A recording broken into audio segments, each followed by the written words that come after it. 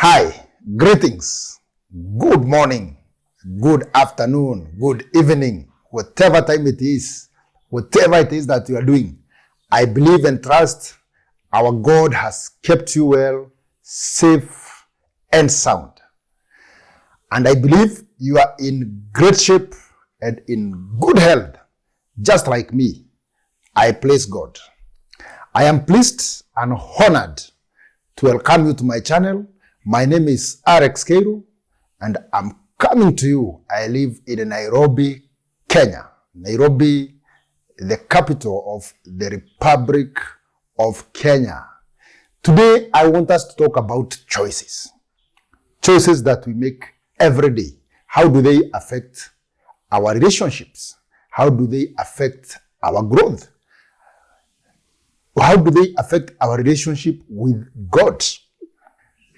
Choices. You know, in this life, we have the freedom to choose what we want and what we don't want, what to do and what not to do, what to say and what not to say.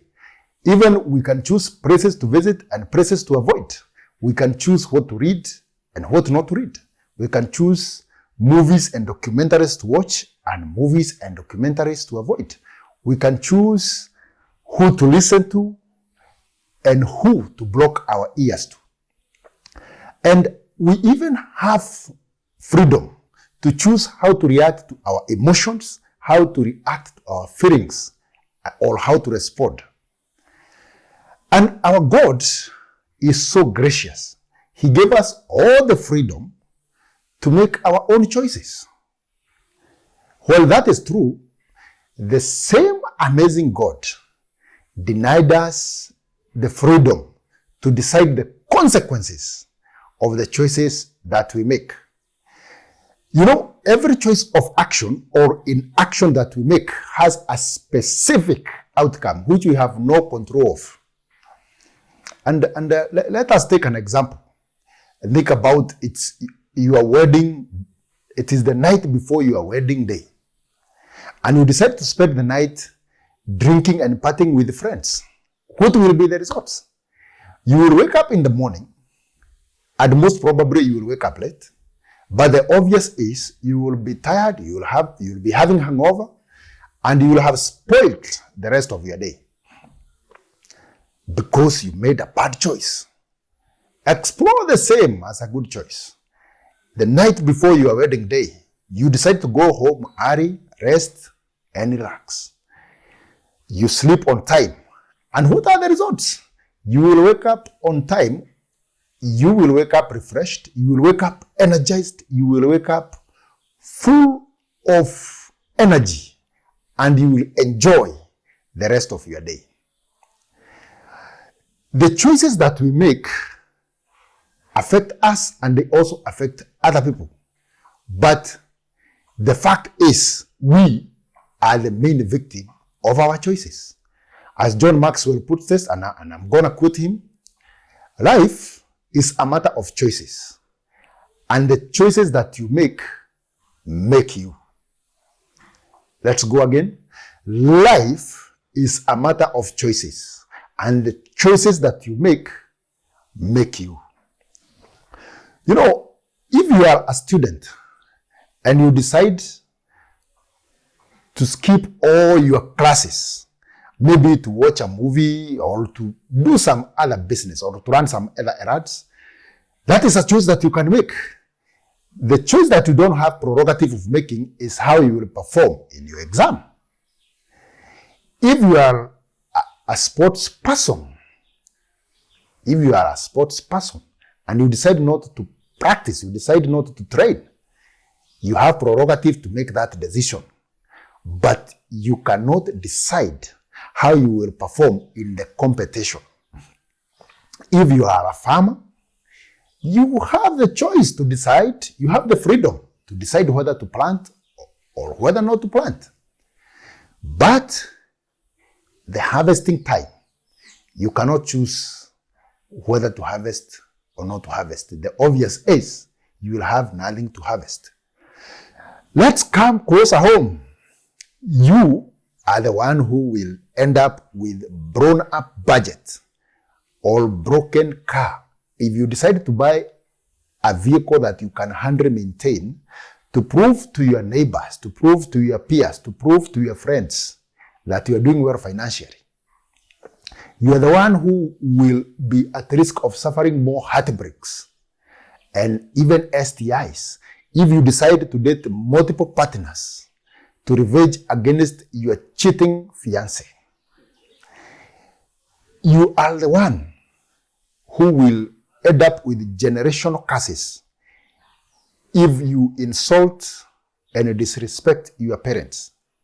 You risk very fatal injuries if you decide to ride on a motorbike without a helmet.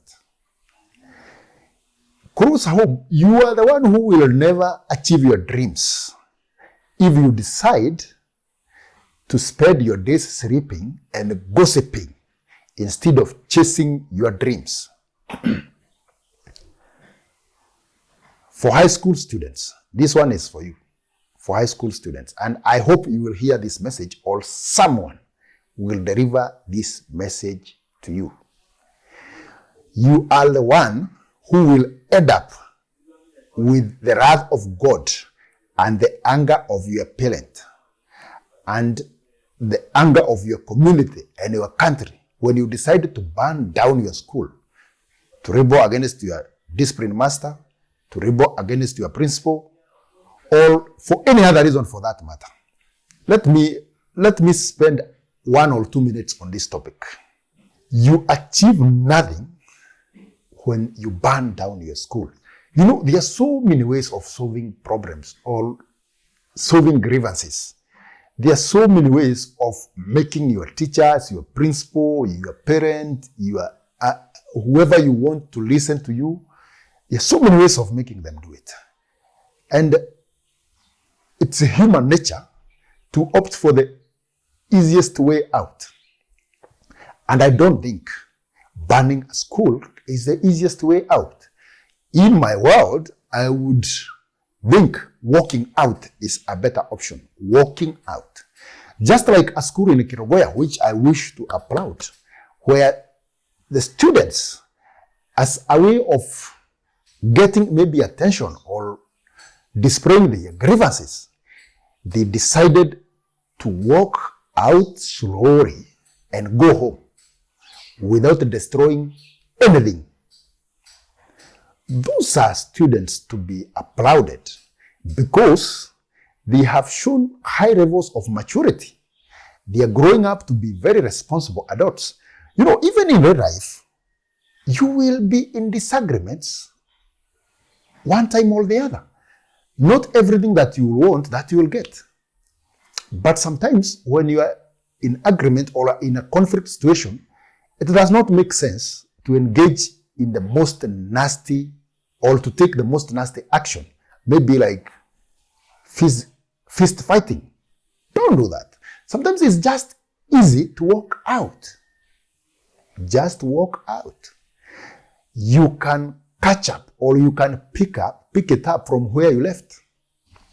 The Bible says in the book of Exodus 20 and verse 12, and this is God talking to the children of Israelites, honor your father and mother so that you can live for more days in the land that Lord your God is giving you. And I want us to underline the word honor. I want us to elaborate the word honor. The word honor in dictionary, or it can be defined to mean great respect or the quality of knowing and doing what is morally right. So you're not respecting your parent. In fact, you're not even respecting yourself when you burn down your school. And you even know it is not morally right. But you do it, or you continue to do it, out of something we call mob psychology. You do it with your peers as a group. Yeah, we are the people. We can do it. We are tough. Let me tell you, that is the greatest lie you're telling to yourself. In this school, in that school that you are in, you came alone. Your parents brought you there alone. They pay school fees for you alone. And after you do all these nasty things, and times comes for you to go home, maybe you are suspended, maybe you're expelled, or maybe the school is closed as you are way to come back and present your case, you will walk to your gate or through your gate and through to your house alone. And you will go to your own home. Each and every one of you will go to their own parents. Your friends, your inciters, the cheerleaders, they will not go with you. And that is how life is. It is all about you. Some of us, we have never seen our high school friends since the last day that we sat our KCSE. Never again. So it is all about you. Do the right thing. And because we have seen and understood what the word honor means, we can develop a personal statement out of that word and say something like this. In the great respect I have for my parents, my God, and my country, and because I always purpose to do what is morally right, you put your name after I, RX Cairo, refuse to burn down my school. In the great respect I have for my parents, for my God, and for my country, and because I always purpose to do what is morally right, I, RX Cairo, refuse to burn down my school. Don't burn down your school. For parents and stakeholders and the principals and the board, let us also have a listening ear. Maybe, and let us have a listening ear, and let us bring up these children as God commands us in Ephesians chapter 6 and verse 4. And the verse starts like, fathers, do not provoke your children to anger, but bring them up in the discipline. Do not provoke your children to anger.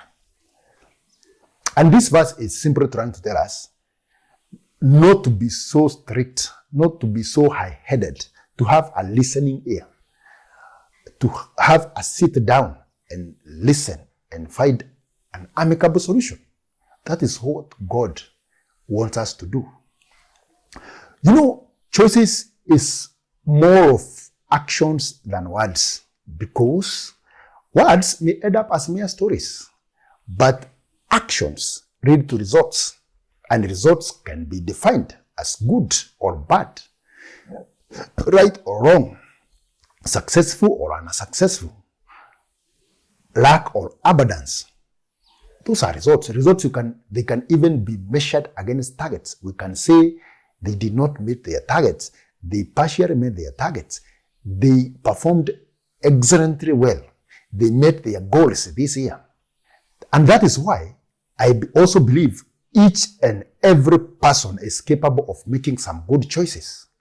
Choices like doing the right thing, even if it is hard, developing good and strong character, reading positive materials, watching positive documentaries, listening to things that make you grow, arriving on time, being teachable, being respectful,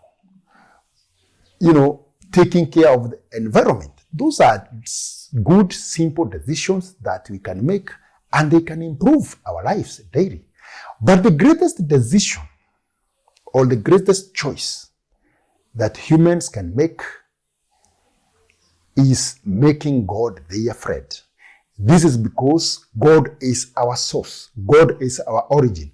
God holds the key to our destiny, and He directs our steps and our way towards that destiny. But if we rebel against God, or if we provoke God by making the wrong choices, He might do to us what He did to the children of Israelites in the desert of Sinai. You see, the whole group that Moses rescued from Egypt, none of them, apart from Joshua and Caleb, saw the promised land of Canaan. They made the wrong choices, decided to commit adultery, worship idols, and do all manner of bad things that angered God. And God made sure they did not reach Canaan. You too, if you make the wrong choices, God might decide to block you from reaching your destiny. So make the right choices. We are all capable of it. Thank you for following. Thank you for being with us. I believe you have learned something. And I am happy you have listened to the end. If you have not subscribed to this channel, you are being left out. You are missing out. Press to that subscription button. Press the bell button. Let me notify you every time I upload new videos. I am uploading new videos every week. So it is every week of new things, new teachings, new learnings. Remember to like, leave us your comments, and remember to share. Otherwise, till next time. Ciao.